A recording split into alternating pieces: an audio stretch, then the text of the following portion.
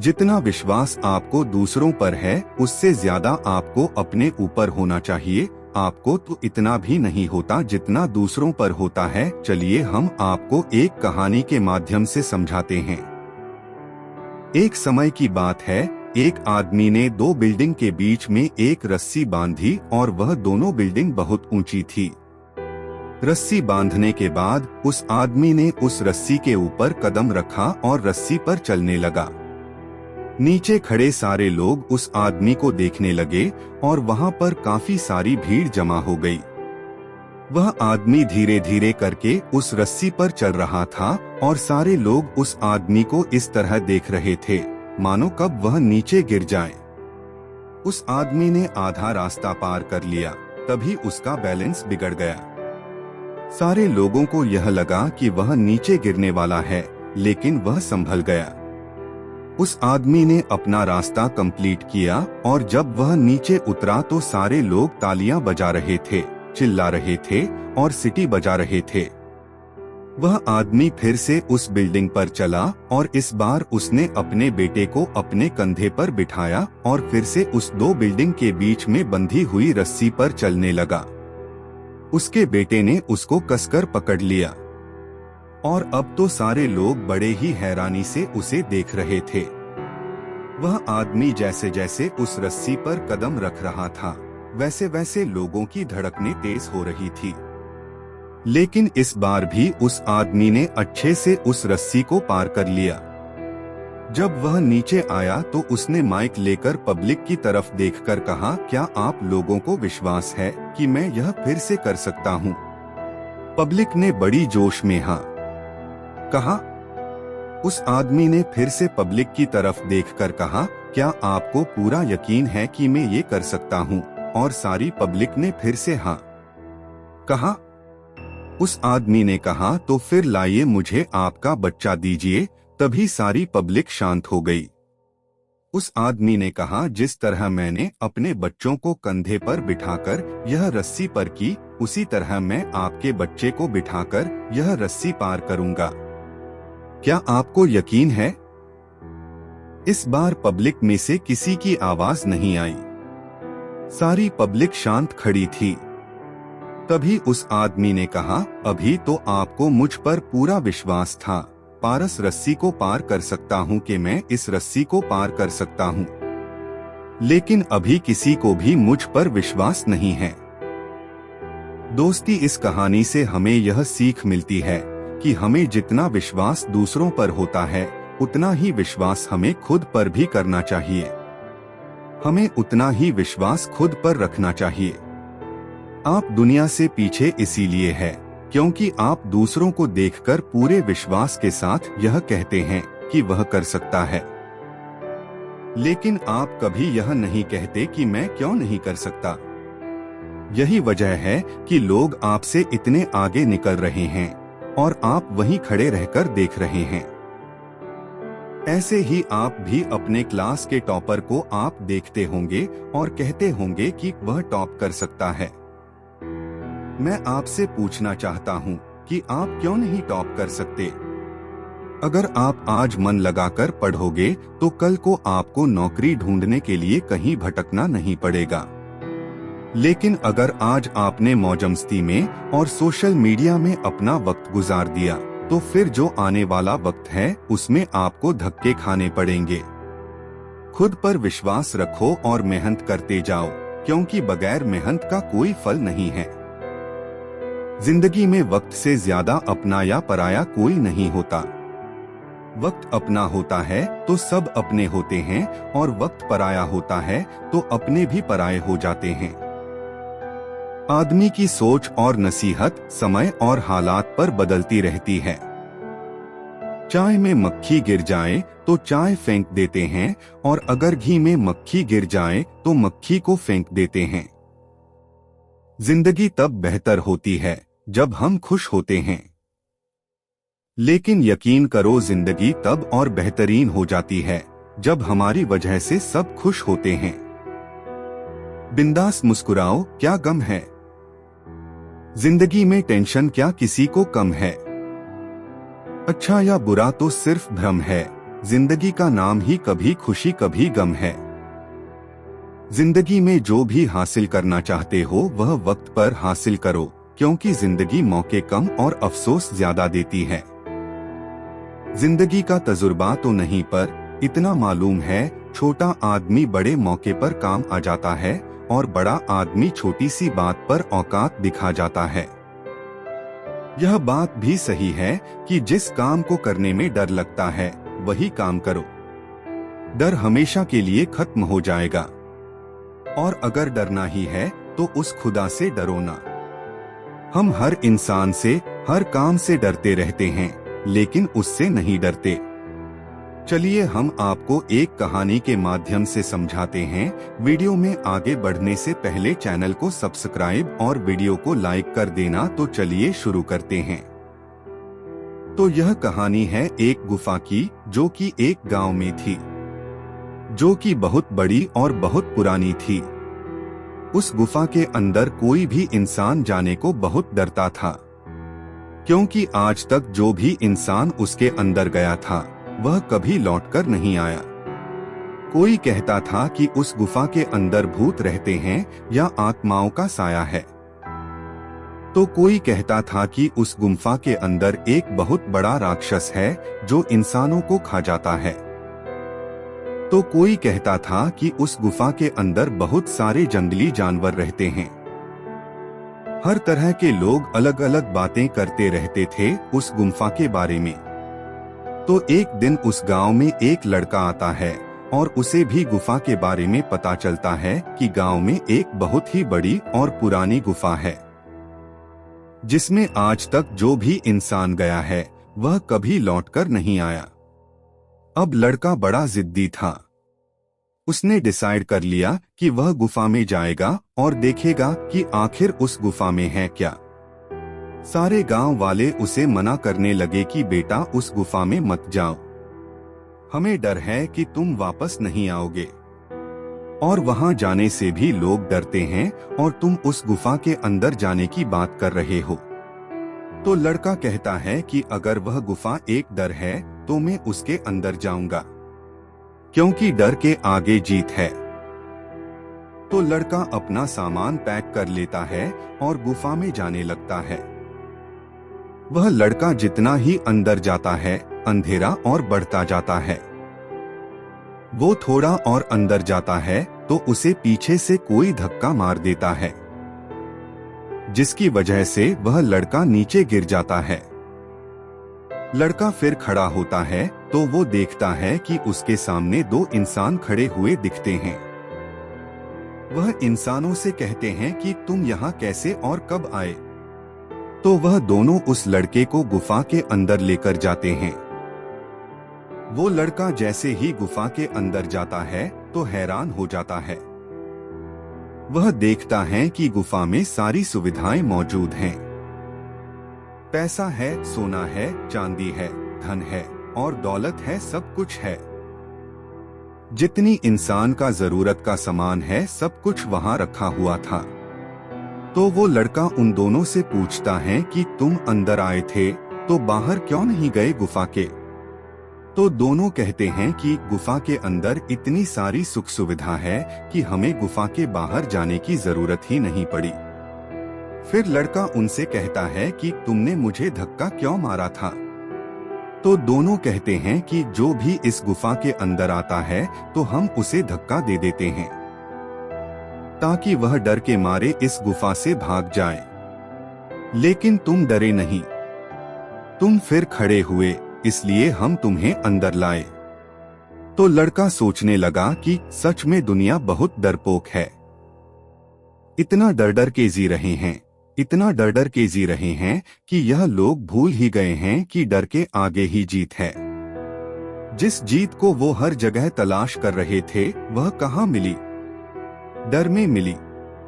अगर उस गांव का कोई इंसान डर को हराकर हिम्मत से उस गुफा में आ गया तो उसकी जिंदगी बन जाएगी।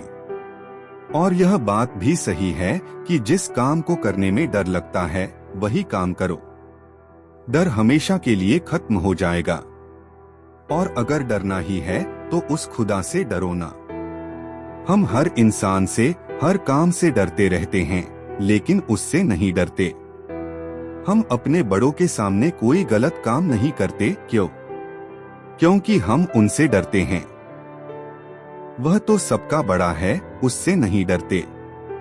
मैं आपको गारंटी देता हूँ कि अगर आपने खुदा से डरना सीख लिया ना, तो आप अपनी जिंदगी में कभी भी कोई गलत काम नहीं करोगे। यह कहानी सुनने के बाद आप अपने काम में कभी हार नहीं मानोगे और आपका जो काम है, जिसमें आप सक्सेस पाना चाहते हैं, उस काम को आप डबल जोश के साथ करना शुरू कर दोगे। तो कहानी जरा ध्यान से सुनिएगा। यह कहानी है गांव की, जहां बहुत गरीब लोग रहा करते थे। खेती बाड़ी करके अपने घर वालों का पेट पाल करते थे। और उसी गांव में एक बाबा रहते थे, जिनके नाचने से बारिश हो जाया करती थी। कहानी आपको थोड़ी हंसी मजाकिया लगेगी, लेकिन कहानी का जो मोरल है वह बहुत काम में आने वाला है आपके।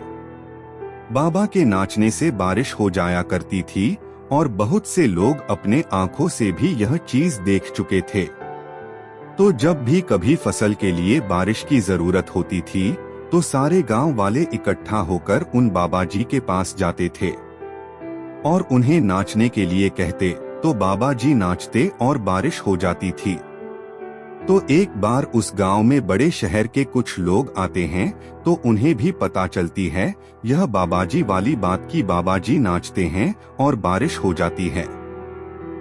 उन्हें पहले तो यकीन नहीं हुआ, तो उन्होंने सोचा क्यों ना बाबा जी से पहले मिला जाए। फिर वो सारे गांव वालों को इकट्ठा करके बाबा जी के पास पहुंच गए। उन्होंने कहा, बाबा जी हम शहर से आए हैं और हम यह आपकी कला देखना चाहते हैं।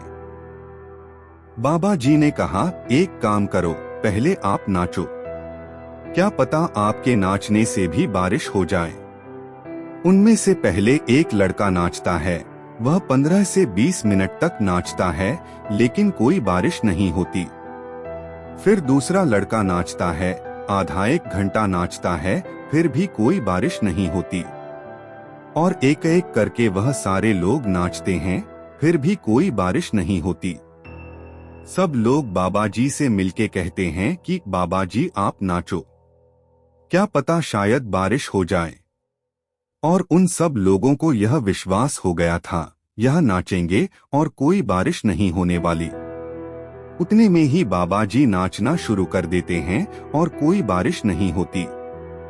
आधा घंटा हो जाता है, 1 घंटा हो जाता है, 2 घंटे, 4 घंटे, और कई जाकर जब शाम होती है और उस बाबा को नाचते हुए करीबन 8 से 10 घंटे हो जाते हैं, तब जाकर मौसम खराब होने लगता है और बारिश हो जाती है। तो शहर से आए हुए लोग हैरान हो जाते हैं। वह बोलते हैं कि बाबा जी आपने क्या किया, आपने तो बारिश कर दी, आपके अंदर तो पावर है, आपने यह कैसे किया।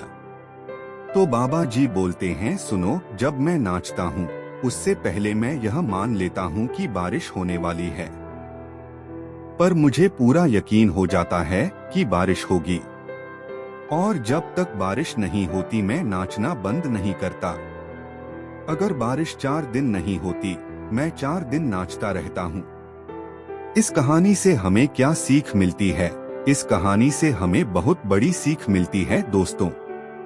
अगर आपको सक्सेस पानी है, तो पहले आपको अपने दिमाग में यह मानना है कि मुझे सक्सेस मिलने ही मिलनी है। अगर मैं पूरी मेहनत से कम कर रहा हूँ, तो मुझे सक्सेस मिलने ही है। और मुझे जब तक अपने काम में सक्सेस नहीं मिलती, तब तक मुझे रुकना भी नहीं है। दोस्तों कहते हैं कि अगर हारने से डर लगता है, तो जीत का इरादा भी नहीं करना चाहिए। आपको अपने दिमाग में बैठा देना है कि आपको अपने काम में सक्सेस मिलेगी ही मिलेगी। और कभी हार मत मानना मेरे दोस्त। क्या पता आप जिस कामयाबी के लिए बरसों से मेहनत करते आ रहे हैं, वह आपकी बहुत करीब हो। कुछ मोटिवेशनल लाइन। ठोकरे खाता हूँ मगर शान से चलता हूँ, मैं खुले आसमान में सीना तान के चलता हूँ। मुश्किलें तो साज है जिंदगी का, उठूंगा, गिरूंगा, फिर उठूंगा और आखिर में जीतूंगा मैं ही, यह ठान के चलता हूँ। अपने हौसलों को यह ना बताओ कि तुम्हारी तकलीफ कितनी बड़ी है, तकलीफ को यह बताओ कि तुम्हारा हौसला कितना बड़ा है। इंसान तब समझदार नहीं होता जब वह बड़ी बड़ी बातें करने लगे, बल्कि समझदार तो तब होता है जब वह छोटी छोटी बातों को समझने लगे। जिंदगी में आप जो करना चाहते हैं वह जरूर कीजिए। यह मत सोचिए कि लोग क्या कहेंगे, क्योंकि लोग तो तब भी कहते हैं जब आप कुछ भी नहीं कर रहे होते। तू अपनी खूबियां ढूंढ, कमियां निकालने के लिए लोग हैं ना। तू खुद की अलग पहचान बना, भीड़ में चलने के लिए लोग हैं ना। सपने देखते हैं तो ऊंचे देख, नीचा दिखाने के लिए लोग हैं ना। अगर बनाना है तो नाम बना, बातें बनाने के लिए लोग हैं ना। तू कुछ करके दिखा, तालियां बजाने के लिए लोग हैं ना। अपने अंदर जुनून की चिंगारी भड़का, जलने के लिए लोग हैं ना। अगर रखना ही है तो आगे कदम रख, पीछे खींचने के लिए लोग हैं ना। जिंदगी में दुख सुख दोनों आते हैं, ऐसा नहीं होता कि हमारी जिंदगी में सिर्फ सुख ही आता रहे या फिर हमारा समय एक जैसा चला रहे। समय बदलता रहता है और उसी के साथ हमारी परिस्थितियों भी। चलिए हम आपको एक कहानी के माध्यम से समझते हैं। वीडियो में आगे बढ़ने से पहले चैनल को सब्सक्राइब और वीडियो को लाइक कर देना। तो चलिए शुरू करते हैं। एक वक्त की बात है, एक राजा था और उस राजा का राज्य बहुत छोटा था और उस राजा के पास ज्यादा सिपाही भी नहीं थे। उसे हर वक्त यह डर रहता कि कब किधर से कोई उसके राज्य पर हमला कर दे। एक बार और आज जंगल के रास्ते से अपने महल की तरफ जा रहा था, तभी जंगल में उसे एक बड़े से पेड़ के नीचे एक बुजुर्ग बैठे हुए दिखते हैं जो बहुत ही ज्ञानी थे और सारे गांव वाले उन्हें से हर चीज की राय लेते थे। राजा अपने घोड़े से उतरकर उन बुजुर्ग आदमी के पास जाता है और उनसे कहता है कि आप मुझे कोई ऐसा ताबीज दे दीजिए जो मुझे बुरे वक्त से बचाकर रखें। यह सुनने के बाद उन बुजुर्ग आदमी ने राजा की तरफ मुस्कुराते हुए देखा और कहा कि मैं तुम्हें कोई ऐसा ताबीज या कोई ऐसी चीज नहीं दे सकता हूँ जो तुम्हें बुरे वक्त से बचाकर रखें, लेकिन मैं तुम्हें एक ऐसा ताबीज दे सकता हूँ कि जब तुम पर कोई मुसीबत या बुरा वक्त आ जाए तो ताबिश को खोलने के बाद वह ताबीज तुम्हें उस मुसीबत से लड़ने में मदद कर सकता है। लेकिन याद रखना, इस ताबीज को तभी खोलना जब तुम पर चारों तरफ से मुसीबत आ चुकी हो, तुम्हारा समय बहुत खराब चल रहा हो और तुम्हारे लिए सारे दरवाजे बंद हो चुके हो। तब तुम उस ताबिश को खोलना, तुम्हें उस मुसीबत से लड़ने की हिम्मत मिल जाएगी। राजा उस ताबीज को लेकर वहां से चला गया। कुछ समय बीतने के बाद उस राजा के राज्य पर कुछ लोगों ने हमला कर दिया और राजा को पता था कि यह उसके साथ एक दिन जरूर होगा। राजा ने अपने सैनिकों को तैयार किया, लेकिन उसे राजा के पास ज्यादा सैनिक नहीं थे और इसीलिए वह यह जंग हार गया। लेकिन किसी तरह राजा एक घोड़े में बैठकर वहां से अपनी जान बचाकर निकल गया और वह जंगल के अंदर एक गुफा में जाकर छुप गया। लेकिन उसका पीछा करते करते कुछ सैनिक भी उसके पीछे आ गए। अब वह राजा गुफा के अंदर छुपा हुआ था और उसे सैनिकों के कदमों की आवाज आ रही थी। अब उस राजा के पास कुछ भी नहीं बचा था, सब कुछ खत्म हो चुका था। तभी उसे उन बुजुर्ग का दिया हुआ ताबीज अपने गले में नजर आता है। उसने बड़ी ही उम्मीद के साथ उस ताबीज को खोलकर देखा। उस ताबीज के अंदर उसे एक चिट्ठी देखी जिस पर लिखा हुआ था, यह वक्त भी गुजर जाएगा। यह पढ़कर राजा को कुछ समझ नहीं आया और जब उसने फिर से उसे लाइन को ध्यान से पढ़ा और उसे समझा तो राजा के चेहरे पर एक मुस्कान आ गई। मान लो उसे कोई सहारा मिल गया हो। और फिर उस राजा ने एक गहरी सांस ली और उसने उन सैनिकों का मुकाबला किया और वहां से बच निकला और दूसरे मुल्क में जाकर फिर से उसे राजा ने अपनी सल्तनत कायम की।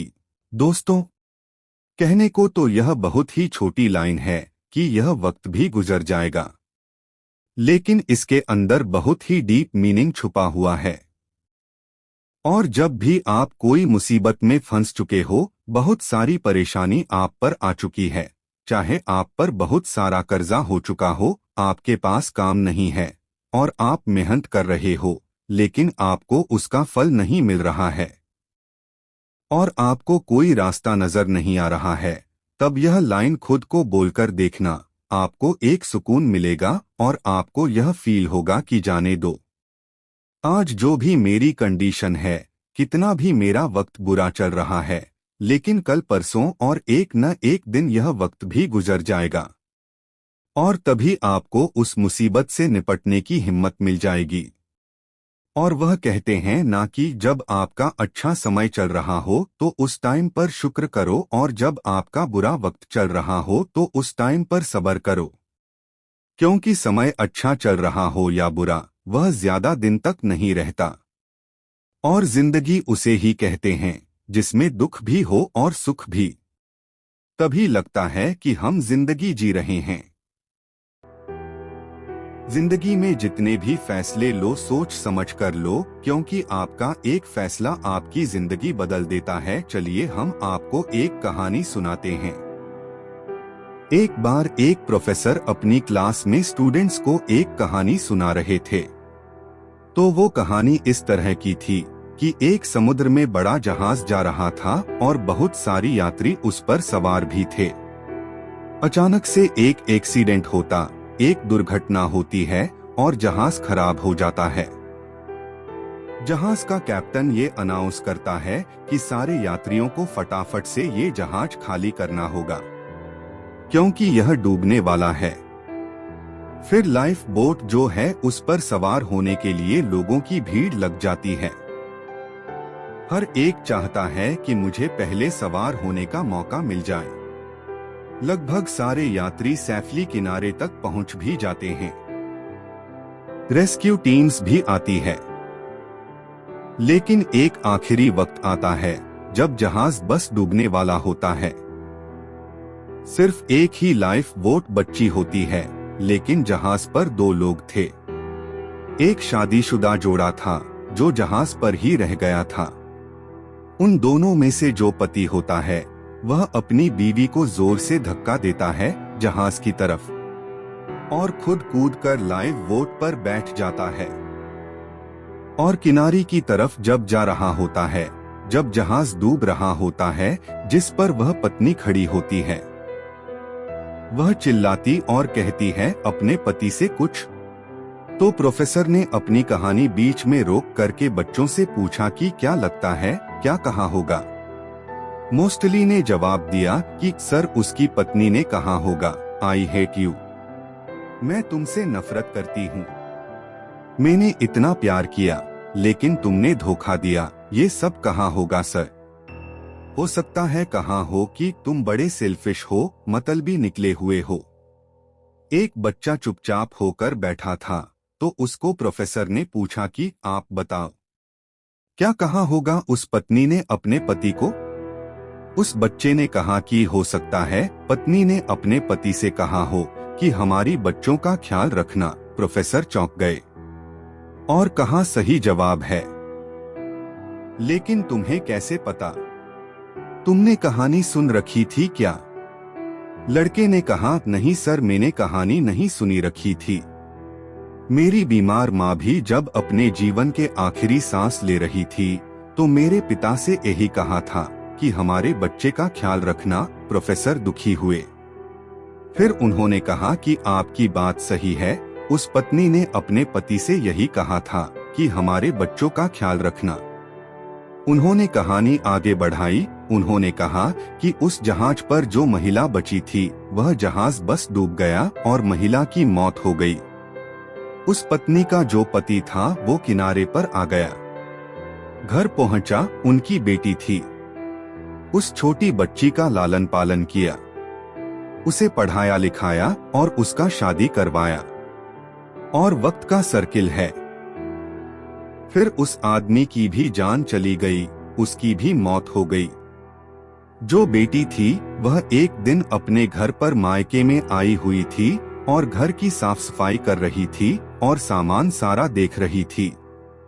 उसको अलमारी में एक डायरी मिलती है जो कि उसके पिता की थी और उस डायरी के आखिरी पेज पर लिखा हुआ था कि मुझे क्षमा करना, मैं उस समय समंदर में तुम्हारे साथ समाना चाहता था, लेकिन चाह करके भी ऐसा नहीं कर सका। मुझे कठोर फैसला लेना पड़ा। हमारी संतान को पालना पोषण जरूरी था, इसलिए मैंने तुम्हें वहीं छोड़कर के खुद की जान बचाना मुनासिब समझा। मुझे मालूम था कि तुम बीमारी से ग्रस्त हो, कुछ दिनों में वैसे भी तुम यह दुनिया छोड़कर जाने वाली थी। ऐसे में मुझे यह कठोर फैसला लेना पड़ा, वरना मेरा यकीन मानो, मैं तुम्हारे साथ समंदर में उस पल समा जाना चाहता था। तुम्हारे बिना मेरे जिंदगी का कोई मतलब नहीं है। वो बच्ची जब ये पढ़ रही थी तो रोती चली जा रही थी। कहीं ना ही उसके मन में ये चलता था कि पिता ने माँ को वहाँ अकेले क्यों छोड़ दिया। लेकिन उसे दिन उस समझ में आया कि पिता ने ऐसा फैसला क्यों किया था। इस जीवन में बहुत सारी बातें सही गलत से ऊपर है। बहुत सारी बातें बहुत कॉम्प्लेक्स होते हैं, बहुत जटिल होती है, जिन्हें समझ पाना बड़ा मुश्किल होता है हमारे लिए। और हम में से काफी लोग बस तुरंत रिएक्ट कर देते हैं, बात बोल देते हैं, सोचते नहीं, विचार नहीं करते, इमीडिएटली रिएक्शन देते हैं। आप ऐसे करते रहेंगे तो लोगों को खोते रहेंगे। प्रतिक्रिया देना बंद कीजिए, लोगों को जज करना बंद कीजिए, लोगों से प्यार करना, मोहब्बत करना शुरू कीजिए। एक बुजुर्ग ने कहा था कि मुझे चुप रहने पर कभी अफसोस नहीं हुआ, हमेशा बोलने पर अफसोस हुआ है। इसीलिए हमको हमेशा सोच समझकर ही रिएक्ट करना चाहिए और बोलना चाहिए। यकीन और भरोसा, इसके बिना इंसान किसी भी काम में सक्सेस नहीं है। यह जो विश्वास है ना, यकीन नाम का जो शब्द है ना, इसे मैं सक्सेस का पहला स्टेप कहता हूँ। इसके बिना आप कोई भी काम में सक्सेस नहीं हो सकते। चलिए हम आपको एक कहानी सुनाते हैं और इसके बारे में बताते हैं। आगे बढ़ने से पहले चैनल को सब्सक्राइब और वीडियो को लाइक कर लेना। तो चलिए शुरू करते हैं। एक टीचर ने एक बच्चे को खड़ा किया और उसको बोला कि यह चैप्टर पढ़कर सुना। बच्चा खड़ा हुआ और पढ़ना शुरू किया। उसने जैसी 2-3 लाइन पढ़ी तो उसे टीचर की आवाज आई कि बैठ जाओ।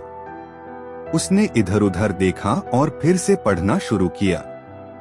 उसने जैसे ही 2-3 लाइन पढ़ी थी, फिर से आवाज आई कि बैठ जाओ। उसे लगा कि मैं गलत पढ़ रहा हूँ। उसे लगा कि मैं गलत पढ़ रहा हूँ और वह डर के मारे बैठ गया। इस बच्चे के पीछे एक और बच्चा बैठा हुआ था। टीचर ने उसे खड़ा किया और कहा, इसने जो चैप्टर पढ़ा है वही चैप्टर तू पढ़कर सुना। वह बच्चा खड़ा हुआ और बुक पर उंगली रखी, फिर पढ़ना शुरू किया। उसने भी जैसे ही 2-3 लाइन पढ़ी थी, उसको भी टीचर की आवाज आई कि बैठ जाओ। वह पढ़ता गया, उसे फिर से आवाज आई कि बैठ जाओ। लेकिन वो फिर भी पढ़ता गया, उसे फिर से आवाज आया कि बैठ जाओ। लेकिन वो पढ़ता गया और पढ़ते पढ़ते पढ़ते पढ़ते उसने पूरा चैप्टर खत्म कर दिया। और चैप्टर जैसे ही खत्म करने के बाद अपना सर बुक्स से ऊपर किया तो देखता है कि टीचर उसके लिए तालियां बजा रहे हैं। तो जो सामने बैठा हुआ बच्चा था, उसने बोला कि मैं भी तो वही पढ़ रहा था। तो टीचर ने बोला कि तू भी वही पढ़ रहा था और वह भी वही पढ़ रहा था, लेकिन उसे पता था कि वह सही पढ़ रहा है। उसे खुद पर भरोसा था और यकीन था कि वह सही पढ़ रहा है। मैंने तुझे भी बैठने को बोला और मैंने उसे भी बैठने को बोला, लेकिन तू डर गया और तुझे लगा कि तू गलत पढ़ रहा है। लेकिन उसको खुद पर यकीन था कि वह सही पढ़ रहा है। आपको खुद पर भरोसा होना चाहिए कि मैं यह काम कर सकता हूँ, तभी आप कोई काम कर पाएंगे। और जो भी काम आप कर रहे हो, आपको रोकने वाले बहुत आएंगे। जैसे कि इस कहानी में सर ने बच्चों को रोका था और उनका विश्वास तोड़ना चाहा था कि तू गलत पढ़ रहा है, लेकिन आपको हार मानना नहीं है। आपको यह साबित करके बताना है कि मैं सही कर रहा हूँ और मुझे खुद पर विश्वास है। और जिस दिन आप कर जाओगे, उस दिन यह दुनिया आपके लिए तालियां बजा रही होगी। आलस सिर्फ हमारे मन का वहम है। यदि हम चाहे तो कितनी भी मेहनत कर सकते हैं, और यदि हम चाहे तो पूरे दिन आराम कर सकते हैं। अपने आलस को अपने ऊपर हावी मत होने दो, इससे लड़ो और कुछ करके दिखाओ। चलिए हम आपको एक कहानी सुनाते हैं। एक गांव में एक जवान लड़का रहता था और वो अपने आलसपन और काम चोरी के लिए मशहूर था। सभी गांव वासी उसे आलसी कहकर ही पुकारते थे, क्योंकि वो पूरे दिन एक पेड़ के नीचे पड़ा रहता और लेटते लेटते वो अपने फ्यूचर के बारे में सोचता रहता और अच्छे अच्छे सपने देखता। उसके दिन ऐसे ही आलस में गुजर रहे थे। लेकिन एक दिन उस गांव में एक साधु आए, जो कि अगले 3 दिनों तक उसी गांव में ठहरने वाले थे। वो दिन भर लोगों से चंदा करते और लोगों को उपदेश देते और रात में गांव के बाहर बने मंदिर में आराम करते। वो साधु जब भी दान लाने जाते और रात को वापस आते तो वो साधु हर बार उस जवान लड़के को उसी पेड़ के नीचे लेटा हुआ पाते। साधु 2 दिनों तक ये सब देखते रहे और समझ गए कि ये लड़का मानसिक आलस का गुलाम है। तीसरे दिन जब वो वापस लौट रहे थे, वो उस लड़के के पास गए जो अभी भी उसी पेड़ के नीचे लेटा हुआ था। साधु ने लड़के से कहा, बेटे मेरे पास तुम्हारे लिए एक काम है। मैं चाहता हूँ कि तुम उस पहाड़ी के चोटी तक जाओ और वहाँ से मेरे लिए एक पंख लेकर आओ। लड़के ने लेटे लेटे ही अपना सर पहाड़ी के तरफ किया और अपनी नजर उस पहाड़ की चोटी की तरफ ले गया और उसने साधु के तरफ देखा और उपहास लेते हुए कहा, ये असंभव है। मैं उस पहाड़ी के ऊपर तक नहीं जा सकता, मैं बहुत आलसी हूँ।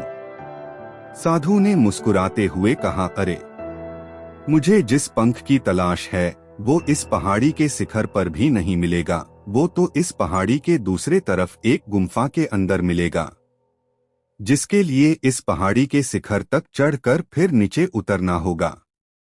लेकिन वो कोई साधारण पंख नहीं है, वो ऐसा पंख है जिसे तुमने कभी नहीं देखा होगा। वो पंख सबसे अनोखा है, लेकिन सुंदर पंख है जो रोशनी बिखेरता है। साधु के इन बातों से उस लड़के के अंदर एक्साइटमेंट बढ़ गई। उसने आज से पहले ऐसे पंख के बारे में कभी नहीं सुना था और ऐसे रोमांचक सफर के बारे में सुनकर वो अंदर ही अंदर एक्साइटमेंट हो गया था। इसीलिए उसने साधु के चुनौती को कबूल किया और वो पहाड़ी की तरफ चल पड़ा। लेकिन चढ़ाई बहुत लंबी और मुश्किल था। जल्द ही लड़के का शरीर थकने लगा, सांस फूलने लगी और शरीर से पसीना बहने लगा। लेकिन फिर भी उसने चलना जारी रखा। वो जैसे जैसे ऊपर और ऊपर चढ़ता गया, उसे खुशी महसूस होने लगी, जिसे उसने आज से पहले कभी महसूस नहीं किया था। आखिरकार जब वो कड़ी मेहनत और लंबे कोशिशों के बाद पहाड़ी के शिखर पर पहुंचा, तो वो पूरे तरीके थक चुका था। लेकिन वो बहुत खुश था। उसे अंदर से आत्मसंतुष्टि का एहसास हो रहा था। उसके चेहरे पर योद्धाओं जैसी मुस्कान थी, जैसे उसने कोई युद्ध जीत लिया हो। फिर उसने पहाड़ी के शिखर से नीचे देखा। उसके सामने एक बहुत ही मनमोहक नजारा था। लेकिन असली चुनौती आगे थी, क्योंकि उसे फिर उस पहाड़ी से नीचे भी उतरना था और उस गुम्फा को भी ढूंढना था जिसमें पंख मिलने की बात कही गई थी। नीचे उतरना बहुत ही ज्यादा मुश्किल और खतरनाक था, क्योंकि ढलान ज्यादा गहरी थी और चढ़ाई के समय लड़का बहुत बार लड़खड़ाया और गिरा भी था। तो वो डर भी उसके अंदर था। लेकिन साधु को वो पंख लाके देने के वादे की वजह से वो लगातार आगे बढ़ता रहा। काफी खोज मुश्कत और कड़ी मेहनत के बाद जब वो अंत में गुम्फा तक पहुंचा तो उसने देखा कि पंख वही पड़ा हुआ था, जो के ऊपर एक बड़ी सुराख से आने वाली रोशनी की वजह से चमक रहा था। फिर उसने उस पंख को उठाया और उसके सुंदरता को देखता ही रह गया। वो काफी देर तक पंख को ही घूरता रहा, लेकिन फिर अचानक उसे याद आया, मुझे तो अभी वापस भी जाना है। उसने खुद के तरफ देखा, वो पूरी तरह से थक चुका था और वो चिंता में पड़ गया कि वो पहाड़ पे कैसे चढ़ेगा और वो साधु तक पंख कैसे पहुंचाएगा। एक पल के लिए उसने हार मानने के बारे में सोचा, लेकिन उसे वो खुशी और गर्व की भावना की याद आ गई जो उसने पहाड़ी के शिखर पर पहुंचकर महसूस किया था। उसे एहसास हुआ कि उसके अंदर इस सफर को दोबारा पूरा करने की ताकत और मजबूती है। वो दोबारा पहाड़ी पर चढ़ने लगा। उसके मांसपेशियों में दर्द हो रहा था और कमजोरी की वजह से पैर कांप रहे थे, सांस फूल रहे थे। वो कई बार लड़खड़ाकर गिर भी पड़ा, लेकिन उसने हार नहीं मानी। वो खुद को आगे बढ़ाने के लिए लगातार मोटिवेट करता है। अथक मेहनत और घंटों की कड़ी कोशिशों के बाद जब वो साधु के पास पहुंचा और उनके हाथों में वो पंख रखा तो उसके खुशी का ठिकाना न रहा। उसे महसूस हुआ कि उसने आज अपने आलस पर काबू पा लिया है और कुछ बढ़िया करके दिखाया है। उसके चेहरे पर इतनी खुशी और संतुष्टि का भाव देखकर साधु मुस्कुराए और बोले, बहुत बढ़िया मेरे बच्चे, आज तुमने जीवन का बहुत ही महत्वपूर्ण सबक सीखा है कि आलस कोई ऐसी चीज नहीं है जिसे स्वीकार कर लिया जाए, बल्कि आलस एक चुनौती है जिसे दूर करना होगा। ये एक बाधा है जिसे पार करना होगा और आलस को खत्म करने के लिए तुम्हें अपना पहला कदम उठाना ही होगा। अपने मकसद के तरफ चलना ही होगा और तब तक चलते रहना पड़ेगा जब तक तू अपनी मंजिल को हासिल नहीं कर लेता। लड़के ने साधु के शब्दों की गहराई और उसके मकसद को समझते हुए हाँ में अपना सर हिला दिया। आज उसे एहसास हुआ कि वो हमेशा ही बड़ी और महान चीजें करने में काबिल था, लेकिन उसके आलस ने उसे रोक रखा था। अब वो जानता था कि उसके पास अपने रास्ते में आने वाले किसी भी बाधा को वो दूर करने की ताकत और मजबूती है।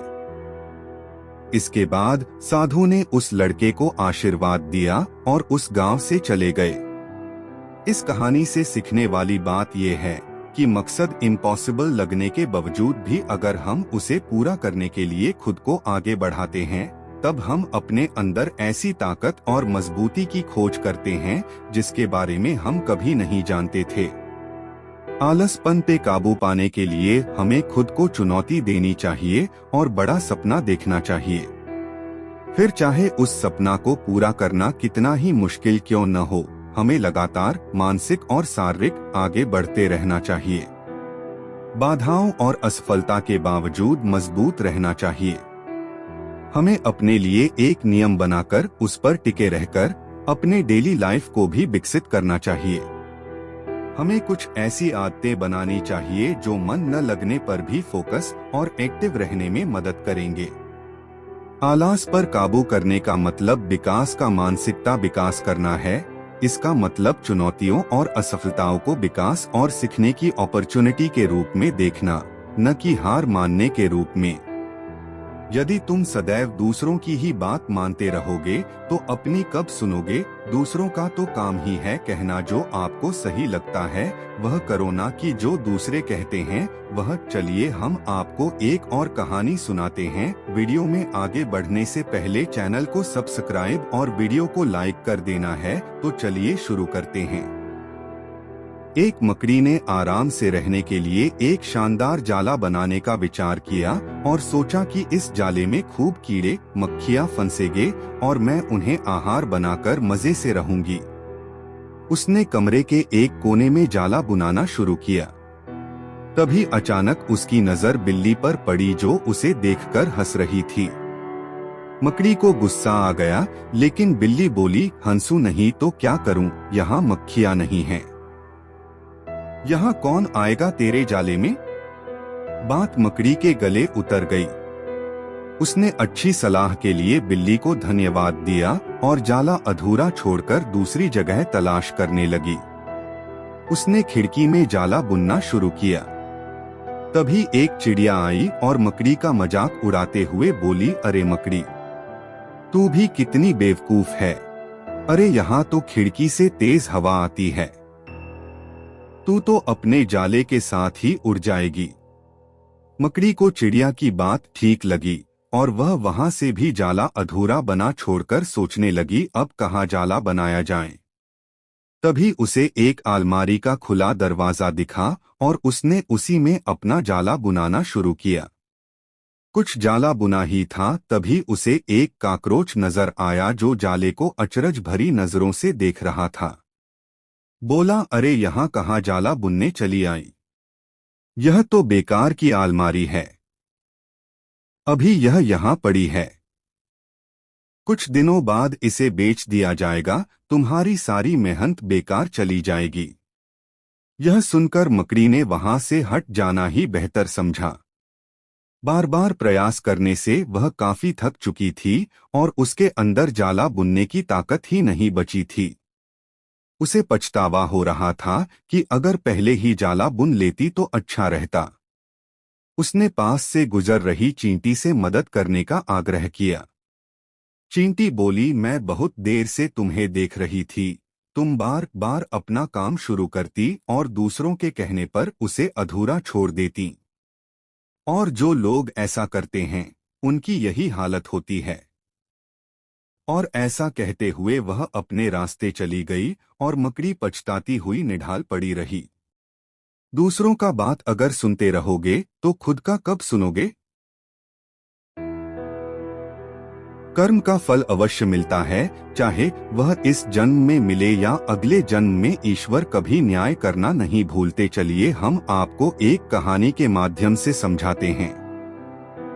एक रोज रास्ते में एक महात्मा अपने शिष्य के साथ भ्रमण पर निकले। गुरुजी को ज्यादा इधर उधर की बातें करना पसंद नहीं था। कम बोलना और शांतिपूर्वक अपना कर्म करना ही गुरु को प्रिय था। परंतु शिष्य बहुत चपल था। उसे हमेशा इधर उधर की बातें ही सूझती। उसे दूसरों की बातों में बड़ा ही आनंद आता था। चलते हुए जब वो तालाब से होकर गुजर रहे थे तो उन्होंने देखा कि एक धीवर नदी में जाल डाले हुए हैं। शिष्य यह सब देख खड़ा हो गया और धीवर को अहिंसा परमो धर्म का उपदेश देने लगा। लेकिन धीवर कहाँ समझने वाला था। पहले उसने टाल मटोल करनी चाहिए और बात जब बहुत बढ़ गई तो शिष्य और धीवर के बीच झगड़ा शुरू हो गया। यह झगड़ा देख गुरुजी, जो उनसे बहुत आगे बढ़ गए थे, लौटे और शिष्य को अपने साथ चलने को कहा एवं शिष्य को पकड़कर ले चले। गुरुजी ने अपने शिष्य से कहा, बेटा, हम जैसे साधुओं का काम सिर्फ समझाना है, लेकिन ईश्वर ने हमें दंड देने के लिए धरती पर नहीं भेजा है। शिष्य ने पूछा, महाराज को न तो बहुत से दंडों के बारे में पता है और न ही हमारे राज्य के राजा बहुतों को दंड देते हैं, तो आखिर इसको दंड कौन देगा? शिष्य की इस बात का जवाब देते हुए गुरुजी ने कहा, बेटा, तुम निश्चिंत रहो, इसे भी दंड देने वाली एक अलौकिक शक्ति इस दुनिया में मौजूद है, जिसकी पहुंच सभी जगह है। ईश्वर की दृष्टि सब तरफ है और वो सब जगह पहुंच जाते हैं। इसलिए अभी तुम चलो, इस झगड़े में पड़ना गलत होगा, इसलिए इस झगड़े से दूर रहो। शिष्य गुरुजी की बात सुनकर संतुष्ट हो गया और उनके साथ चल दिया। इस बात को ठीक 2 वर्ष ही बीते थे कि एक दिन गुरुजी और शिष्य दोनों उसी तालाब से होकर गुजरे। शिष्य भी अब 2 साल पहले की वह धीवर वाली घटना भूल चुका था। उन्होंने उसी तालाब के पास देखा कि एक चुटियल सांप बहुत कष्ट में था, उसे हजारों चींटियां नोच नोच कर खा रही थीं। शिष्य ने यह दृश्य देखा और उससे रहा नहीं गया। दया से उसका हृदय पिघल गया था। वह सर्प को चींटियों से बचाने के लिए जाने ही वाला था कि गुरुजी ने उसके हाथ पकड़ लिए और उसे जाने से मना करते हुए कहा, बेटा, इसे अपने कर्मों का फल भोगने दो। यदि अभी तुमने इसे रोकना चाहा, तो इस बेचारे को फिर से दूसरे जन्म में यह दुख भोगने होंगे, क्योंकि कर्म का फल अवश्य ही भोगना पड़ता है। शिष्य ने गुरुजी से पूछा, गुरुजी, इसने कौन सा कर्म किया है जो इस दुर्दशा में यह फंसा है? गुरु महाराज बोले, यह वही धीवर है जिसे तुम पिछले वर्ष इसी स्थान पर मछली न मारने का उपदेश दे रहे थे, और वह तुम्हारे साथ लड़ने के लिए आगबूला हुआ जा रहा था। वे मछलियां ही चींटी है जो इसे नोच नोच कर खा रही है। यह सुनते ही बड़े आश्चर्य से शिष्य ने कहा, गुरुजी, यह तो बड़ा ही विचित्र न्याय है। गुरुजी ने कहा, बेटा, इसी लोक में स्वर्ग नरक के सारे दृश्य मौजूद हैं। हर क्षण तुम्हें ईश्वर के न्याय के नमूने देखने को मिल सकते हैं। चाहे तुम्हारे कर्म शुभ हो या अशुभ, उसका फल तुम्हें भोगना ही पड़ता है। इसलिए ही वेद में भगवान ने उपदेश देते हुए कहा है, अपने किए कर्म को हमेशा याद रखो, यह विचारते रहो कि तुमने क्या किया है, क्योंकि ये सच है कि तुमको वहाँ भोगना पड़ेगा। जीवन का हर क्षण कीमती है, इसलिए इसे बुरे कर्म के साथ व्यर्थ जाने मत दो। अपने खाते में हमेशा अच्छे कर्मों की बढ़ोतरी करो, क्योंकि तुम्हारे अच्छे कर्मों का परिणाम बहुत सुखद रूप से मिलेगा। इसका उल्टा भी उतना ही सही है, तुम्हारे बुरे कर्मों का फल भी एक दिन बुरे तरीके से भुगतना पड़ेगा। इसलिए कर्मों पर ध्यान दो, क्योंकि वो ईश्वर हमेशा न्याय ही करता है। शिष्य गुरुजी की बात स्पष्ट रूप से समझ चुका था। दोस्तों, हम चाहे इस बात पर विश्वास करें या नहीं, लेकिन यह 100% सच है कि ईश्वर हमेशा सही न्याय करते हैं, और उनके न्याय करने का सीधा संबंध हमारे अपने कर्मों से है। यदि हमने अपने जीवन में बहुत अच्छे कर्म किए हैं या अच्छे कर्म कर रहे हैं, तो उसी के अनुरूप ईश्वर हमारे साथ न्याय करेंगे। यह जीवन हमें इसलिए मिला है ताकि हम कुछ ऐसे कार्य करें जिसको देखकर ईश्वर की आंखों में भी हमारे प्रति प्रेम छलक उठे। आप सभी लोग चाहते हैं कि आपको इस संसार से खाली सुख मिले। चलिए हम आपको एक और कहानी सुनाते हैं, परंतु वीडियो में आगे बढ़ने से पहले चैनल को सब्सक्राइब और वीडियो को लाइक कर देना। तो चलिए शुरू करते हैं। 5 व्यक्ति सन्यासी बनने के लिए अपने घर से निकल गए। वे सब संसार से मोक्ष पाना चाह रहे थे। उन्होंने विचार किया कि यदि वो सन्यास ग्रहण कर लेंगे तो उन्हें इस संसार से मुक्ति मिल जाएगी। वे सभी घर से बहुत दूर निकल आए और एक तालाब के किनारे नीम के पेड़ के नीचे बैठ गए और अपने अपने मन की बातें एक दूसरे से शेयर करने लगे। नीम का बूढ़ा पेड़ उन सबकी बातों को बहुत ध्यानपूर्वक सुन रहा था। एक व्यक्ति ने कहा, मित्रों, हम हर दिन जप तप करेंगे, हवन कुंड करेंगे, और ऐसा करने से जब भगवान प्रसन्न होंगे तो हम उन्हें क्या वरदान मांगेंगे? दूसरा व्यक्ति बोल पड़ा, मित्रों, जब भगवान प्रसन्न हो जाएंगे तो हम उनसे बल मांगेंगे, क्योंकि यदि हमारे पास बल अधिक रहेगा तो हम बिना भोजन किए भी अधिक समय तक और भी अपनी इच्छाओं की पूर्ति के लिए तप कर पाएंगे। तीसरे ने कहा, हमें उनसे बुद्धि मांगनी चाहिए ताकि हम कभी भी इस संसार में किसी के धोखे में न आए और कोई हमें ठग न पाए।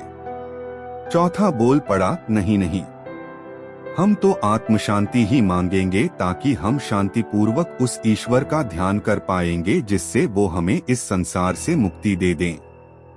पांचवा कैसे चुप रह सकता था, इसलिए उसने कहा, अरे मूर्खों, तुम सब चुप हो जाओ।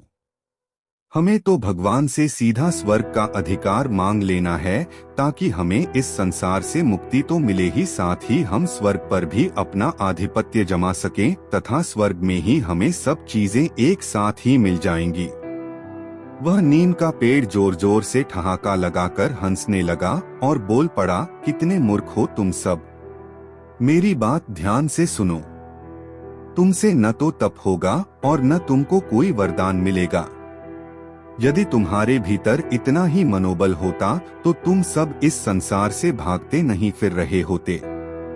यदि तुम्हें अपनी इच्छाओं की प्राप्ति चाहिए तो इसी संसार को ही अपना तपोवन बना लो।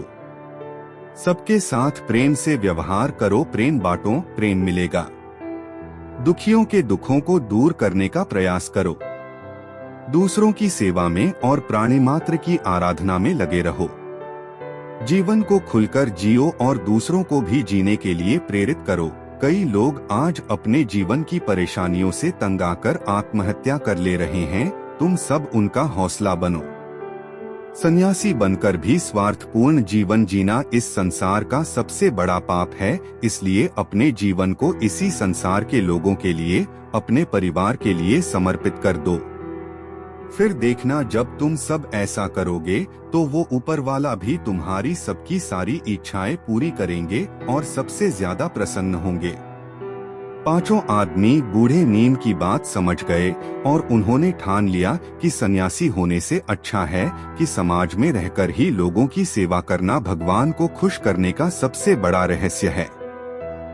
मित्रों, भगवान को खुश करने का सबसे बड़ा रहस्य यही है कि हम सब प्राणी मात्र की सेवा करें, जरूरतमंदों की मदद करें, लोगों को अच्छा करने के लिए हमेशा प्रेरित करें और एक दिन ऐसा भी आएगा जब भगवान ऊपर बैठे हमारी खूब प्रशंसा करेंगे कि हम अपने लिए ही नहीं बल्कि दूसरों के लिए भी कुछ अच्छा करने के लिए जी रहे हैं।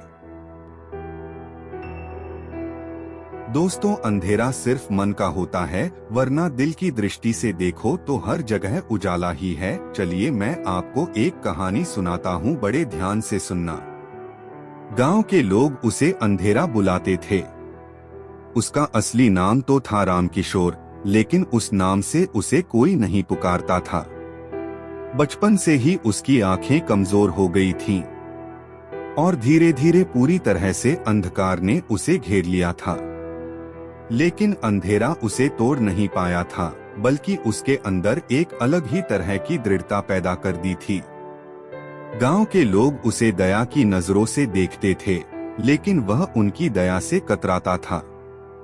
वह चाहता था कि लोग उसे एक सामान्य इंसान की तरह देखें, एक इंसान जिसके पास देखने की क्षमता नहीं है, लेकिन जीने की चाहत बहुत ज्यादा है। एक दिन गांव के स्कूल में एक कार्यक्रम हो रहा था। सभी बच्चे रंग बिरंगे कपड़ों में सजे धजे थे। गांव के सरपंच ने मंच पे कहा, अब हमारे स्कूल के सबसे होनहार छात्र रामकिशोर को बुलाया जाता है। सभी की नजरें रामकिशोर की तरफ गईं। वह डर गया था, लेकिन फिर भी हिम्मत जुटाकर मंच पर गया। सरपंच ने उसके हाथ में एक माइक थमाया। रामकिशोर ने गहरी सांस ली और बोला, सभी दोस्तों, शिक्षकों और गांव वालों को मेरा नमस्कार। मैं रामकिशोर हूँ, जिसे आप अंधेरा भी कहते हैं। सन्नाटा छा गया। किसी को उम्मीद नहीं थी कि रामकिशोर कुछ बोलेगा, लेकिन रामकिशोर ने आगे बढ़ते हुए कहा, मैं जानता हूँ मैं आप लोगों से अलग हूँ। मैं दुनिया को आपके जैसा नहीं देख सकता, लेकिन मैं उससे जुड़ा हुआ हूँ। मैं महसूस करता हूँ, सुनता हूँ और समझता हूँ। उसकी बात सुनकर सभी लोग भावुक हो गए। रामकिशोर ने आगे बढ़ाते हुए कहा, मैंने इस स्कूल में पढ़ाई नहीं की है, लेकिन मैंने जिंदगी से बहुत कुछ सीखा है। मैंने सीखा है कि अंधेरा सिर्फ आंखों का नहीं होता, दिल का भी होता है। और उजाला भी सिर्फ आंखों का नहीं, दिल का ही होता है। उसकी बात ने सभी को सोचने पर मजबूर कर दिया। रामकिशोर ने आगे बढ़ाते हुए कहा, मैंने सुना है कि हमारे गांव में बहुत सारे बच्चे स्कूल नहीं जा पाते हैं। उनके माता पिता उन्हें काम पर लगा देते हैं। मैं चाहता हूं कि ऐसे बच्चों को पढ़ने का मौका मिले। देखिए, मैं तो इस दुनिया को नहीं देख सकता, लेकिन उन सभी बच्चों को मौका मिलना चाहिए जो पढ़ना चाहते हैं। रामकिशोर की बात ने जैसे बिजली की तरह सबको झकझोर दिया। उस दिन के बाद से गांव में एक नई जागृति हुई। लोगों ने मिलकर एक फंड जुटाया और एक नया स्कूल बनवाया गया। रामकिशोर को उस स्कूल का पहला प्रधानाचार्य बनाया गया। रामकिशोर ने अपनी जिंदगी को एक मिसाल बना दिया। उसने दिखाया कि अंधेरा कितना भी घना हो, इंसान के अंदर की रोशनी उसे चीर सकती है। उसने दिखाया कि अगर इच्छा शक्ति हो तो कोई भी मुश्किल काम आसान हो सकता है। वह अब अंधेरा नहीं रहा था, बल्कि उजाला बन गया था। एक ऐसा उजाला जो अंधेरे में भी रास्ता दिखाता था। आगे बढ़ने से पहले हमारे चैनल को सब्सक्राइब और वीडियो को लाइक कर देना। अगर आपको ऐसी ही वीडियो पसंद है तो बेल आइकन को दबाना ना भूले। जीवन में कुछ बड़ा करना हो तो बड़ी रखो सोच, तभी सफलता भी बड़ी होगी। जीवन में अगर कुछ बड़ा करना है तो व्यक्ति को अपनी सोच बड़ी रखनी चाहिए। अगर व्यक्ति के सपने बड़े होंगे तभी सफलता भी बड़ी होगी। इसके लिए व्यक्ति को बड़ा सोचना होगा। आइए सुनाते हैं आपको एक और कहानी। एक व्यक्ति था जो गरीब परिवार में रहता था। वह बहुत दिनों से नौकरी की तलाश कर रहा था, लेकिन उसे अपने शहर में नौकरी नहीं मिल पा रही थी। ऐसे में उसने दूसरे शहर में किस्मत आजमाने का फैसला किया। उसने अगले ही दिन ट्रेन पकड़ी और दूसरे शहर की तरफ निकल गया। उसकी मां ने एक टिफिन बॉक्स में रोटियां रख कर दी। वह इतना गरीब था कि उसके घर में सब्जी नहीं बनती थी। ऐसे में बस उसकी मां ने रोटियां ही दी थीं। जब उसका आधा सफर तय हो गया तब उसे भूख लगी। उसने टिफिन निकाला और रोटियां खाने लगा। जैसे वो रोटी खा रहा था उससे उसके आसपास बैठे लोग उसे देख रहे थे। वह पहले रोटी तोड़ता, फिर टिफिन में कुछ घुमाकर कौर को मुंह में डालता। ऐसा लग रहा था मानो वह रोटी के साथ सब्जी भी खा रहा है। लोग उसे हैरान होकर देख रहे थे। वो ऐसा क्यों कर रहा था उन्हें समझ नहीं आ रहा था। लोग उसे ऐसे ही देख रहे थे। लेकिन एक व्यक्ति ने उससे पूछ ही लिया, भाई तुम्हारे टिफिन बॉक्स में बस रोटियां ही हैं, तो उसे टिफिन में घुमाकर मुंह में क्यों डाल रहे हो? युवक ने जवाब दिया कि हाँ, मेरे पास केवल रोटी है, लेकिन इस खाली टिफिन में रोटी घुमाकर मैं यह सोच रहा हूँ कि मैं रोटी के साथ अचार भी खा रहा हूँ। व्यक्ति ने पूछा कि क्या इससे उसे अचार का स्वाद आ रहा है? युवक ने कहा कि मैं रोटी अचार सोचकर खा रहा हूँ तो मुझे स्वाद भी आ रहा है। जब उसके आसपास बैठे लोगों ने बात सुनी तो एक व्यक्ति ने बोला कि अगर सोचना ही था तो अचार ही क्यों सोचा, मटर पनीर या शाही पनीर सोच लेते। इस तरह तुम उन सब्जियों का भी स्वाद ले पाते। देखा दोस्तों, अगर वह व्यक्ति सोच ही रहा था तो अचार के बदले किसी सब्जी के बारे में भी सोच सकता था, लेकिन उसने अपनी सोच सीमित रखकर अचार के बारे में सोचा। बड़ा सोचो तभी सफलता बड़ी मिलेगी। अगर व्यक्ति के सपने बड़े होंगे तभी सफलता भी बड़ी होगी। इसके लिए व्यक्ति को बड़ा सोचना होगा। किस्मत या भाग्य हमेशा उसी का साथ देते हैं जो मेहनत करता है, जो मेहनत करने से पीछे नहीं हटता। आपको अपनी कहानी खुद ही लिखनी होती है, क्योंकि आप खुद ही अपनी लाइफ के हीरो हैं। चलिए हम आपको एक कहानी के माध्यम से समझाते हैं। गोपालपुर गांव में हर व्यक्ति किसान था। उस गांव को किसानों का गांव कहा जाता था, क्योंकि लोगों को खेती के अलावा कुछ और नहीं आता था। गांव वाले ज्योतिषी को बहुत मानते थे। एक बार उनके गांव में जाने माने ज्योतिषी का आगमन हुआ। सभी गांव वाले उस ज्योतिषी के पास पहुंचे और गांव का भविष्य जानना चाहा। ज्योतिषी ने भविष्यवाणी करते हुए कहा कि अगले 10 साल तक इस गांव में बारिश नहीं होगी। पानी की एक एक बूंद के लिए गांव वाले तरस जाएंगे। गोपालपुर गांव में अकाल पड़ेगा। ज्योतिषी ने सभी गांव वालों से कहा कि यदि तुम सब अपने और परिवार की जान बचाना चाहते हो तब इस गांव को खाली कर किसी दूसरे गांव में बसने के लिए चले जाओ। उनकी बातें सुनने के बाद सभी गांव वाले बेचैन हो उठे। उन्होंने घर जाकर सामान बांधना शुरू किया और सबने फैसला लिया कि वे अगली सुबह ही गांव खाली कर देंगे। उस गांव में एक परिवार ऐसा था जो किसी ज्योतिषी और भविष्यवाणी पर कभी यकीन नहीं करता था। उस परिवार का मुखिया, जिसका नाम वीर था, उसने अपनी बीवी और बच्चों से कहा कि वे गांव छोड़कर नहीं जाएंगे और ये सब बेकार की बातें हैं, इतने साल तक सूखा पड़ ही नहीं सकता। जब गांव वालों को पता चला कि वीर उनके साथ नहीं चल रहा है, तब गांव के कुछ बुजुर्ग और बड़े व्यक्ति उसके पास पहुंचे और उसे गांव के साथ चलने के लिए कहा। लेकिन वीर अपनी ही जिद पर अड़ा रहा और उसने सभी गांव वालों के साथ जाने से इनकार कर दिया। अगली सुबह वीर और उसके परिवार को छोड़ बाकी सभी लोग गांव छोड़कर चले गए। पूरा गांव खाली था, सब लोग जा चुके थे। वीर को समझ नहीं आ रहा था कि क्या किया जाए, क्योंकि एक तरफ ज्योतिषी की भविष्यवाणी और दूसरी तरफ पूरे गांव का खाली हो जाना। 2 से 3 दिन के बाद वीर ने सोचा कि क्यों न हल को लेकर खेत ही जोतता रहूं, क्योंकि जो काम है वह तो होता रहे। उसने खेत जोतना शुरू किया। पहले दिन निराश हताश होकर ही वह घर लौटा और यही सिलसिला 3 से 4 दिन तक चलता रहा। हफ्ते बीत जाने के बाद एक दिन वीर अपने खेत पर हल जोतने पहुंचा। वह हल जोत ही रहा था कि एक छोटा सा बादल का टुकड़ा उसके खेत के ऊपर आकर देखने लगा कि पूरा गांव खाली होने के बाद यही एक किसान अपना खेत जोत रहा है, जबकि सारे लोग 10 साल तक बारिश नहीं, यह बात सोचकर गांव से चले गए हैं और चारों तरफ सूखा पड़ा हुआ है। उसने किसान से पूछा, अरे ओ किसान, क्या तुम बेवकूफ हो?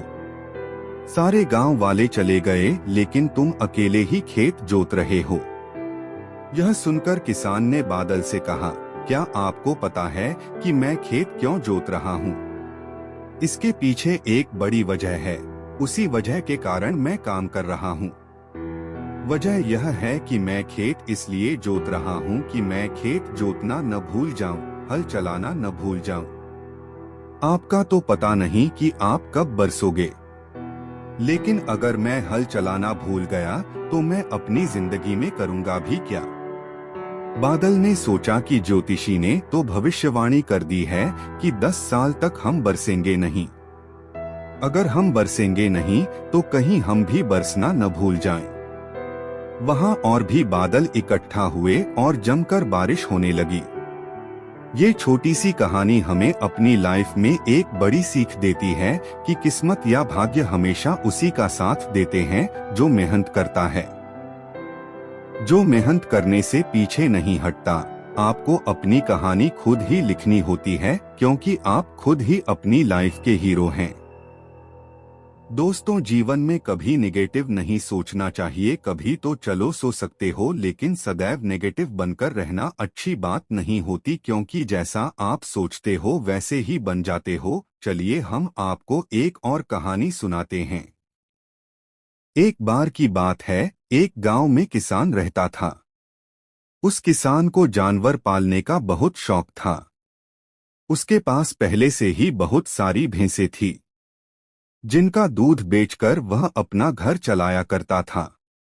तो एक दिन उस किसान ने एक खरगोश और एक बंदर को भी अपने घर में पाल लिया। अब काफी दिन गुजरने के बाद उस किसान ने उस खरगोश और बंदर के साथ खेलने का सोचा। उस किसान ने अपने खेत में बहुत सारी छोटी छोटी गड्ढे कर दिए और फिर उन गड्ढों पर मिट्टी डालकर उन गड्ढों को बंद कर दिया और किसी एक गड्ढे में उस किसने एक गाजर को छुपा दिया। अब उस किसान ने खरगोश और बंदर को उस गाजर को ढूंढने के लिए कहा। खरगोश बहुत ही कॉन्फिडेंट था और उसे अपने आप पर बहुत विश्वास था। उसने एक एक गड्ढे को खोदना शुरू किया और गाजर ढूंढने लगा। लेकिन बंदर जो था वह बहुत ही नेगेटिव और आलसी था। उसने सोचा कि खेत में इतने सारे गड्ढे हैं और वह गाजर किसी एक गड्ढे में है, इतना कौन ढूंढे गए। वह बंदर यह सोचकर एक गड्ढे के ऊपर जाकर सो गया। अब उधर खरगोश अपनी पूरी मेहनत से गाजर ढूंढ रहा था। एक एक करके खरगोश ने सारे गड्ढे देख लिए। लेकिन उसे किसी भी गड्ढे में गाजर नहीं मिली। सिर्फ एक गड्ढा बाकी रह गया था जिसके ऊपर बंदर सो रहा था। अब खरगोश बंदर के पास जाता है और उसे उस गड्ढे पर से उठने के लिए कहता है। जैसे ही बंदर उस गड्ढे पर से उठता है, वैसे ही खरगोश गड्ढा खोदकर गाजर बाहर निकाल लेता है और अपने मालिक को ले जाकर दे देता है। बंदर यह देखकर हैरान हो जाता है कि जिस गड्ढे के ऊपर वह इतनी देर से सो रहा था, गाजर उसी के अंदर थी। वो अगर एक बार खोद कर देख लेता तो गाजर उसे मिल जाती और वह मालिक की नजरों में बड़ा बन जाता। यही सोचकर वह अपने किए पर पछता रहा था। दोस्तों, इस कहानी से हमें 3 बहुत बड़ी सीखें मिलती है। पहली ये है कि हमें कभी भी अपने काम के प्रति नेगेटिव नहीं सोचना चाहिए। जैसे उस बंदर ने सोचा कि इतने सारे गड्ढे हैं और गाजर की गड्ढे में है पता नहीं। यही सोचकर उसने उस काम को अपने लिए बड़ा बना दिया। और दूसरी सीख हमें इस कहानी से यह मिलती है कि हमें एटलीस्ट कोशिश भी तो करनी चाहिए, क्योंकि हम जब तक कोशिश नहीं करेंगे, किस्मत भी हमारा साथ नहीं देगी। अगर वह बंदर जिस गड्ढे पर सोया हुआ था, वहां से ही गाजर को ढूंढना शुरू करता तो उसे गाजर मिल जाती, लेकिन उसने कोशिश ही नहीं किया। और तीसरी सीख हमें इस कहानी से यह मिलती है कि हमें जल्दी हार नहीं माननी चाहिए। अब हमें नहीं पता कि हमें अपने काम में कौन से साल में कामयाबी मिलेगी। वह 2025 हो सकता है, 2030 हो सकता है या 2032 भी हो सकता है। लेकिन हमें कामयाबी तभी मिलेगी जब हम पॉजिटिव सोच के साथ कोशिश करते रहेंगे और हार नहीं मानेंगे। दोस्तों, जिंदगी बहुत छोटी है और टाइम बहुत फास्ट। तो अपनी जिंदगी के हर मोमेंट को एंजॉय करो, नहीं तो टाइम निकल जाएगा। चलिए हम आपको एक कहानी के माध्यम से बताते हैं। एक बार की बात है, एक लड़का एक बुजुर्ग बाबा के पास जाता है। वह लड़का अपनी जिंदगी में बहुत परेशान था। घर की सारी जिम्मेदारियां उसी पर थी और इसी वजह से वह अपने आप को भी ज्यादा टाइम नहीं दे पाता था और बस दिन रात काम किया करता था। वो उसके दोस्तों और उसके फैमिली वालों को भी टाइम नहीं दे पाता था। उसके जो दोस्त थे वह घूमने जाया करते थे, लेकिन यह नहीं जा पाता था और इसी वजह से उसकी खुशी छीन सी गई थी। उसे भी नहीं पता था कि वह लास्ट टाइम कब दिल से खुश हुआ था, क्योंकि वह काम में बहुत उलझ सा गया था और उसकी मेंटल हेल्थ भी खराब हो रही थी। तो एक दिन वह एक बुजुर्ग बाबा के पास जाता है और उन्हें यह सारी बातें बताता है कि मैं बहुत परेशान रहने लगा हूँ, खुद को भी टाइम नहीं दे पा रहा हूँ और जब मैं खुद के लिए टाइम निकालने का सोचता हूँ तो मुझे अपनी जिम्मेदारियां याद आ जाती है। मैं पागल सा हो गया हूँ। अब आप ही मुझे कोई रास्ता बताइए। वह बुजुर्ग बाबा उस लड़के को कल नदी के पास आने के लिए बोलते हैं। यह लड़का जब कल नदी के पास जाता है तो देखता है कि वह बुजुर्ग बाबा पहले से ही उसका इंतजार कर रहे थे। लड़का बाबा से कहता है कि बताइए बाबा, अब मुझे क्या करना है। तो बुजुर्ग बाबा उस लड़के से कहते हैं कि बताता हूँ, लेकिन पहले हमें नदी की उस साइड में जाना है। मतलब नदी की उस किनारे पर जाने के बाद मैं तुम्हें बताऊंगा कि तुम्हें क्या करना चाहिए। लड़के को उनकी बात समझ नहीं आई कि नदी के उस किनारे पर जाने के बाद ही क्यों बताना है, लेकिन फिर भी लड़के ने बाबा से कहा, चलिए फिर हम नदी पार करके नदी के उसे किनारे पर चले जाते हैं। तभी बाबा ने उससे कहा, ऐसे नहीं, हम उसे किनारे पर तब जाएंगे जब इस नदी का पूरा पानी सूख जाएगा, जब इस नदी की जमीन देखनी शुरू हो जाएगी, तब हम दोनों इस नदी में से चलते हुए नदी को पार करके उसे साइड में जाएंगे। लड़के ने बाबा की तरफ देखते हुए कहा, बाबा आप यह क्या बोल रहे हो? जब इस नदी का सारा पानी सूख जाएगा तब हम यह नदी पार करके उसे साइड में जाएंगे। तो शायद ऐसा कभी नहीं होगा, पर हम उस साइड में जा ही नहीं पाएंगे। यह बात बोलते हुए वह लड़का समझ गया कि बाबा उसे क्या कहना चाहते हैं। बाबा ने उसकी तरफ देखा और मुस्कुराते हुए कहा कि यही चीज मैं तुम्हें समझाना चाहता हूँ कि तुम भी अपनी जिंदगी में यही सोच रहे हो कि जब मेरी सारी जिम्मेदारियां खत्म हो जाएगी तब मैं अपनी जिंदगी में एंजॉय करूंगा, तब अपने आप को टाइम दूंगा, तब मैं मजे करूंगा। तो ऐसा कभी नहीं हो सकता है, क्योंकि जिम्मेदारियां कभी भी खत्म ही नहीं हो सकती है। अब वह लड़का क्लियर तरीके से समझ गया था कि चाहे अमीर आदमी हो या गरीब, सबके ऊपर कुछ ना कुछ जिम्मेदारियां हैं और वह उन्हें जिम्मेदारियां में से कुछ टाइम निकालकर एंजॉय कर लेते हैं और इसे ही जिंदगी कहते हैं।